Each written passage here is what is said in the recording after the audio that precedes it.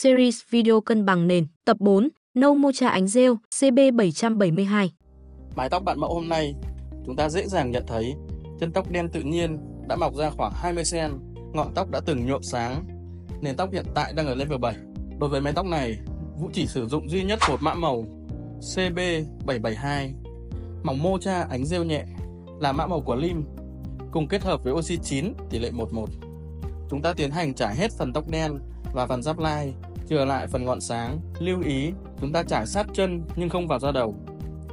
Chúng ta chia mảng tóc lớn, tiến hành trải nhanh, đảm bảo tốc độ phủ đều màu trên mái tóc. Sau đó quay lại kiểm tra kỹ thêm một lượt. Không cần đợi thời gian và kéo ra ngọn luôn. Lưu thước 40 đến 45 phút, kiểm tra đạt màu và đi xả. Và đây là kết quả.